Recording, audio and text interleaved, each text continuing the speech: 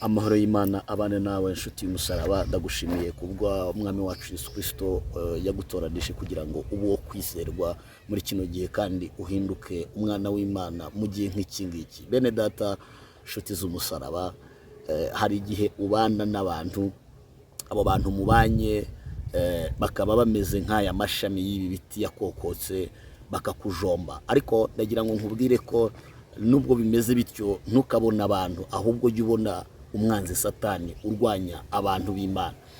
Rero uyu munsi nje kukubwira no kugukomeza kugira ngo ukomere kandi wambare imbaraga mu gihe gisa n'iki ngiki. Imana ifite imbaraga zo kurema ibintu bitariho bikabaho. Mu izina rya Yesu, umwuka w'Imana abe ku buzima bwawe. Sinzi aho werereye, sinzi aho utuye, ariko ndagutangariza itangazo rikomeye ry'uko ntabwo bizaba uko abanzi bawe batekereza, ahubwo bizaba uko Imana ishaka. Umuntu Imana yatoranije, umuntu Imana yashyizeho ikimenyetso cy'umwana wayo n'amaraso y'umwana wayo, uwo muntu biba byarenze kuba umuntu, ahubwo muri uwo muntu haba harimo uturemangingo tw'ubumana. Reka nkubwire, umurozi ukurwanya ntazagushobora, umudayimoni ukurwanya ntazagushobora. Uri kumwe na Yesu uzagumana na Yesu, uri kumwe na Yesu ntacyo uzaba, uri kumwe na Yesu ntacyo uzabura, uri kumwe na Yesu azaguha amahoro isi idashaka kuyabona, uri kumwe na Yesu azagukomereza amaboko nubwo abantu bazashaka kuyavuna. Imana izagukomeza, izabana nawe, izakurwanirira, izagutsindishiriza, izakuneshereza, izakubera umujyanama, izakubera Imana ikomeye, ntacyo uzabura n'Imana. Ndi umugabo wo guhamya ko Yesu afite imbaraga zo gukora ibikomeye. Hari ibintu Yesu akora, hari imirimo Yesu akora, hari ibitangaza Yesu akora, hari amaboko ya Yesu akuramira umunsi ku munsi. Ibaze nawe muri ubwo bupfakazi Imana yabanye nawe, uwawe akikurwa mu mubiri, baravuze ngo n'icyumweru kimwe ukikorera amaboko, ariko Imana yakubereye umujyanama wawe, yarakuyoboye, yarakutsindishirije, yabanye n'ubugingo bwawe, yabanye n'ubuzima bwawe, yabanye n'imibereho yawe, kugeza kuri uyu munsi. Kubw'abantu wakabaye warapfuye, ariko kubw'Imana uriho, uzakomeza no kubaho. Umuntu Imana ishyigikiye, ngiye kukubwira inkingi eshanu aba yegamiye zitanyeganyezwa. Umuntu Imana ishyigikiye cyangwa umuntu Imana yashyize mu biganza byayo, inkingi ya mbere, uwo muntu nubwo mubona agenda, nubwo ubona ugenda gutyo wambaye umubiri w'abantu, uvuga nk'abantu, uhahira mu isoko abandi bahahiramo,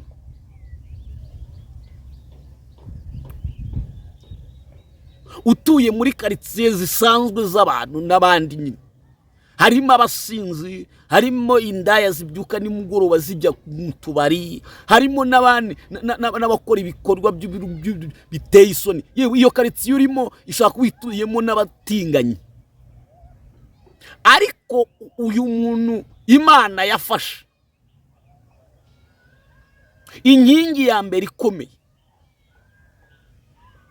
nuko atameze nk'abantu nubwo ari umuntu. Intwaro zawe z'intambara yawe ni isengesho, kandi izo ntwaro zigira imbaraga kurenza ibibunda bya rutura. Biravuze ngo nubwo ukora mu buryo bw'abantu, ariko ufite ubumana muri wowe, ufite intwaro ikomeye igushyigikiye wegamiye. Iyo ntwaro rero nta yindi, ni isengesho. Inkingi ya mbere umuntu w'Imana aba yegamiye ikomeye ni inkingi yitwa isengesho. Inkingi ya kabiri y'uyu muntu womatanye n'Imana, wagumanye n'Imana, yegamiye itanyeganyezwa, nuko nta kintu na kimwe kijya kumubaho Imana itakimumenyesheje. Mu yandi magambo, inkingi ya kabiri wegamiye ni ijwi ry'Imana. Ijwi ry'Imana. Inkingi ya gatatu, uyu muntu waba uri kumwe n'Imana yegamiye itanyeganyezwa, kandi iyo nkingi niyo haza imbaraga zinyeganyega mu buryo ubwo ari bwo bwose, n'umuyaga w'uburyo ubwo ari bwo bwose. Ntibishoboka ko wapfa kumunyeganyeza. Inkingi ya gatatu, uyu muntu abeshwaho n'Imana mu buzima busanzwe bwo mu isi. Ashobora kuba ahembwa 30,000, ariko mu kwezi agasanga yasohoye amafaranga arenga 300,000, yayariye hamwe n'umuryango we. Amenywa n'Imana.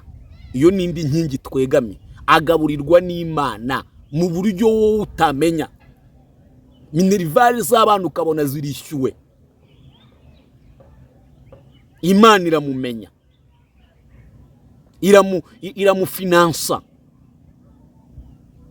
Abantu bakajya bavuga ati ejo azapfa, mu gitondo bakabona ubyutse uyaga. Abandi bakavuga ati ejo noneho ntago kari buharenge, bakabona waharenze. Bakavuga ati noneho n'imyambaro igiye kumucikira, bakabona ubyutse usa neza, wakarabye wambaye neza, agakanzu kawe keza ndetse n'igitenge cyiza cyangwa se akakositime keza. Bakavuga ngo wa muntu bite,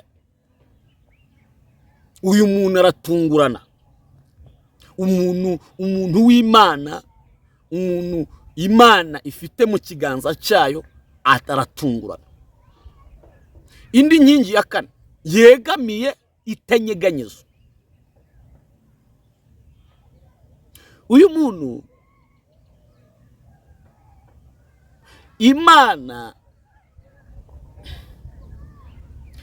imurwanirira intambara ze za buri munsi zo mu buryo buri spiritual, mu buryo bw'umwuka. Iyo uryamye usinziriye, Imana niyo irwana n'amahembe ku mabati, niyo irwana n'abacuraguzi bakurwanya, niyo irwana n'imbaraga mbi, niyo irwana n'abadayimoni.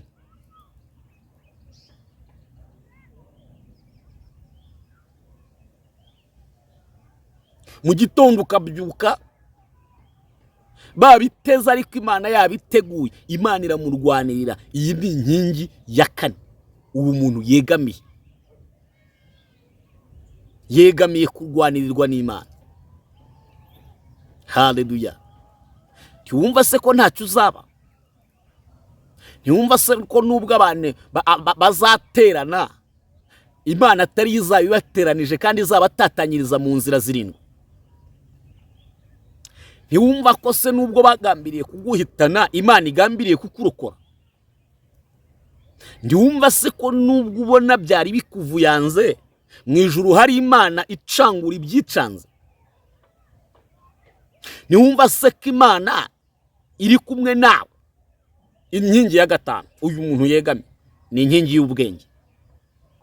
Umuntu uri kumwe n'Imana, umuntu Imana ifite mu kiganza, bene data bakundwa, bana b'Imana, Imana iguha ubwenge.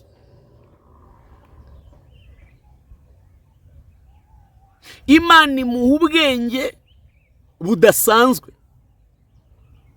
Imana imuha ubwenge kugeza ku rwego ubana n'umugambanyi ukajya useka zingure guseka, kumba uri kumuhema umubwira ngo narakumenye. Uyu muntu uri kumwe n'Imana, Imana imuha ubwenge budasanzwe, Imana imuha ubwenge, Imana ikamuha imbaraga, Imana ikamuha amavuta adasanzwe. Ubwenge, reka nkubwire ko ubwenge buruta zahabu, reka nkubwire ko ubwenge buruta ifeza. Ubwenge inshuti yanjye, ubwenge. Uzi ko Salomo akigera ku ntebe yagiye ku musozi gusenga agasaba Imana ubwenge, byonyine gusa, kandi yari afite byinshi byo gusaba. Inshuti yanjye, ingo nyinshi zisenyutse kubera kubura ubwenge.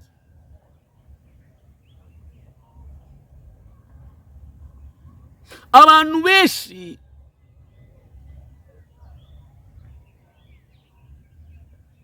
bafite agahinda kubera kubura ubwenge.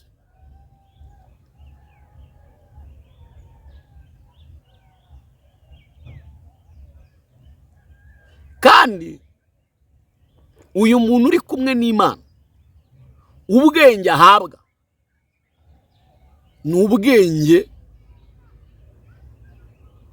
nyine bw'Imana. Ndashimira Imana yaguhaye ubwenge. Uzi ko uturanye n'abagome, umara kubiryama bagashaka no gucukura inzu yawe ngo bakwibe, ariko Imana ikaguha ubwenge. Yaguha ubwenge ukararucanya amatara bakagira ngo uri gusoma ibitabo kandi wasinziriye. Imana ikugirire neza, Imana iguha umugisha. Izi nkingi zigera kuri 6 nkubwiye, niba uzisangaho uzegamiye ntabwo uzanyeganyezwa. Bazashaka kukunyeganyeza ariko ntuzanyeganyezwa.